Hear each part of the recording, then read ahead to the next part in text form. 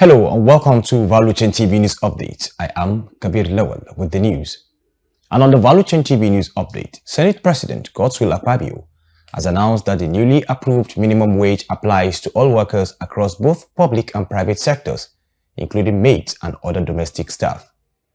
Godswill Akpabio stated this during a plenary session on Tuesday. Speaking during the plenary, the Senate President emphasized that employers, regardless of their business or domestic needs, must adhere to the minimum wage standard of 70,000 naira. The Ministry of Education has announced 12.7% reduction in allowances for foreign scholar students studying under the federal government's Bilateral Education Agreement (BEA) scholarship, currently stranded in Russia, Morocco, and Algeria, among other countries. This development was detailed in a memo issued by the Minister of Education, Tahir Mamman. The BEA scholarship facilities education exchange between Nigeria and partnering countries. Earlier reports highlighted that Nigerian students in Russia, Morocco, Algeria, China, Hungary, and other countries have not received their stipends for the past 8 years, leading to significant distress among the scholars. The latest development attributed to the ongoing economic crisis.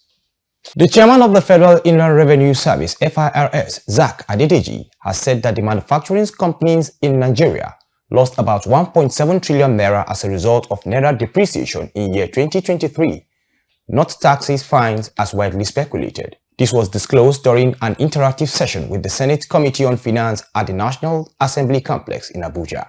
Adedeji said the negative effect of the company's exodus losses have made the country lose hugely in terms of tax collection.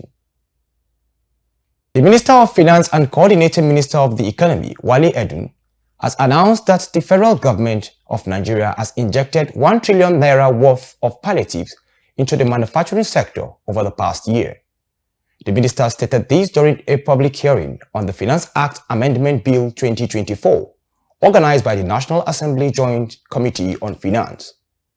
On his part, the chairman of the Federal Inland Revenue Service, FIRS, Zak Adedeji, emphasized the importance of legacy projects and infrastructural development in making the manufacturing sector more viable. The Nigerian Content Development and Monitoring Board (NCDMB) and the Universal Basic Education Commission (UBEC) have agreed to collaborate on upgrading basic education and building the capacities of young Nigerians to meet the needs of the evolving oil and gas industry and its linkage sectors. This was disclosed by the Executive Secretary of NCDMB, Engineer Felix Omotola Ogbe, during a meeting with his UBEC counterpart, Amit Boboyi, at the board's Abuja license office. During the meeting, which was attended by top management from both organizations, focused on how NCDMB will partner with UBEC to upgrade the dilapidated primary and junior secondary schools across the country, train teachers, and enhance critical facilities to meet current demands.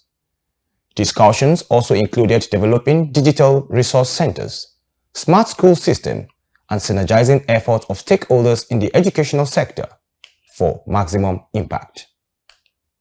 The Nigerian Content Development and Monitoring Board (NCDMB) and the Senate Committee on Local Content started a 3-day retreat in Abuja to enhance collaboration on the Nigerian Oil and Gas Industry Content Development Act. At the opening ceremony on Monday, NCDMB Executive Secretary Engineer Felix Omotola Ogbe stressed the importance of cooperation with other stakeholders to effectively manage and grow Nigerian content in the oil and gas sector. The retreat aims to create strategies for improving local content development and ensuring sustained growth in oil and gas industry.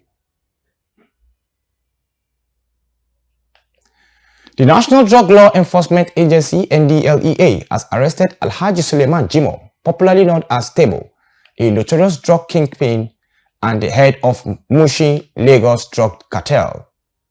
Chat Moses completes the report. The arrest was announced in a statement by NDLEA's Director of Media and Advocacy, Femi Babafemi. The 57-year-old, who had long evaded capture, was apprehended at his hideout despite initial resistance from his armed followers. According to the statement, Temo had managed to avoid capture for years, despite being linked to several large drug consignments worth billions of nairas. Babafemi noted that encounters with the suspect gang often resulted in gunfights, making his capture particularly challenging. Some of Temo's recent drug shipments intercepted by the NDLEA include 14,524.8 kilograms of Ghana loud, a potent strain of cannabis sativa smuggled into Lagos from Ghana. These were seized in 2 trucks and a J5 bus at Ojuelegba, Lagos in January 2024. Additionally, 2 truckloads of the same substance, weighing 8,852 kilograms, were intercepted at Eleko Beach, Lekki, in May 2023, and 252 kg of loud seized from his Motion enclave on July 26, 2023. For Value Chain TV, Chat Moses reporting. And that brings us to the end of the Value Chain TV news update. I am Kabir Lawal. Thanks for watching.